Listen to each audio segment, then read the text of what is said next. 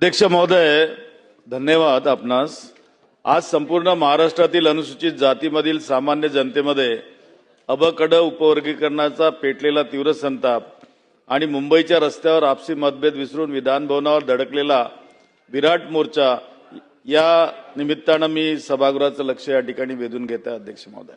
अध्यक्ष महोदय, या अत्यंत संवेदनशील आणि ज्वलंत विषयावर मी संविधानाचा चौकटीत राहून आज या सार्वभौम अशा छत्रपती शिवाजी महाराज व फुलेशाहू आंबेडकर यांच्या विचारांचे संरक्षक असलेल्या या सभागृहात औचित्याचा हा प्रश्न या ठिकाणी उपस्थित करत आहे। अध्यक्ष महोदय, बाहेर लाखो निळे वादळ मंत्रालयावर धडकतंय आणि शासन आतमध्ये संविधानाच्या मूळ चौकटीला सुरुंग लावतंय, हे या सभागृहात मुखदर्शक बनून आम्ही उघड्या डोळ्यांनी पाहू शकत नाही। अध्यक्ष महोदय, मी आज या सभागृहाचे आणि राज्य शासनाचं लक्ष राज्यात निर्माण झालेल्या एका अत्यंत अशा या गंभीर व कायदा व सुव्यवस्थेचा प्रश्न निर्माण करू शकणाऱ्या परिस्थितीकडे वेधत आहे। अध्यक्ष महोदय, डॉक्टर बाबासाहेब आंबेडकरांनी आपल्याला संघटित व्हायला सांगितलं होतं, विभाजित व्हायला नाही। हा निर्णय आरक्षणाचा कवच कुंडल काढणारा आहे आणि आम्ही तो कधी या ठिकाणी खपवून घेणार नाही। अध्यक्ष महोदय, आज आपल्या राज्यात काय चाललंय?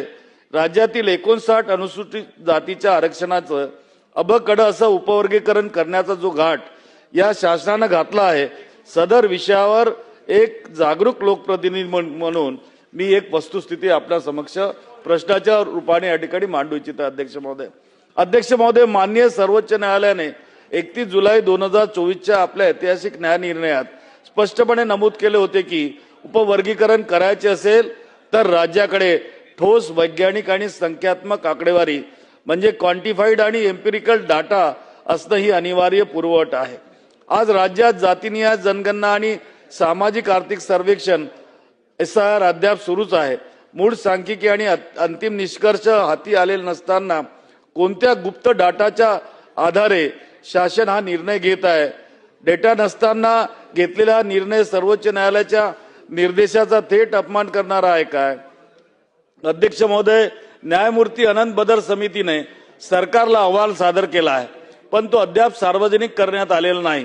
जो अहवाल सामान्य जनतेला किंवा आम्हाला वाचायलाच मिळाला नाही, त्यावर हरकती नोंदवण्यासाठी अवघ्या 5 दिवसाची मुदत देणे हा लोकशाहीचा आणि नैसर्गिक न्याय तत्वाचा खून आहे। अध्यक्ष महोदय, त्याचा जर बदर समितीचा अभ्यास परिपूर्ण होता तर पुन्हा मुख्य सचिवाच्या अध्यक्षतेखाली दुसरी समिती नेमण्याची गरज का भासली? यावरून स्पष्ट होते की शासनालाच या प्रक्रियेवर शंका आहे। अध्यक्ष महोदय, आज सरकारी नोकऱ्यांचे मोठ्या प्रमाणावर खाजगीकरण सुरू आहे। कंत्राटी पद्धतीने आरक्षण मोडीत निघत आहे। शासकीय जागा शिल्लक राहिलेल्या नाहीत। अशा परिस्थितीत आरक्षणाचे तुकडे करून शासन काय वाटणार आहे?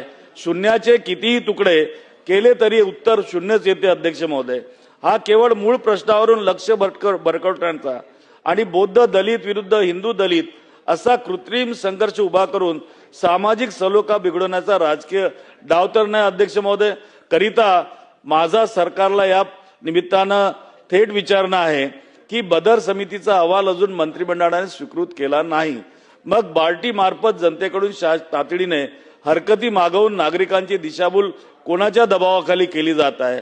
या विषयावर मूळ अनुसूचित जातीच्या लोकप्रतिनिधींना आणि आमदारांना विश्वासात न घेता केवळ बाहेरच्या लोकांच्या आग्रहास्तव हा विषय का रेटला जात आहे? तिसरा प्रश्न आणि शेवटचा, राज्यातील सामाजिक सलोखा आणि अनुसूचित जातीचे घटनात्मक ऐक्य टिकविण्यासाठी शासन या वादग्रस्त प्रक्रियेला तात्काळ स्थगिती देऊन हा अहवाल आधी सभागृहाच्या पटलावर ठेवणार आहे का? ही विनंती आपल्या माध्यमातून मी शासनाला करीत आहे। सन्मान्य सदस्य श्री सुधीर मुनगंटीवार।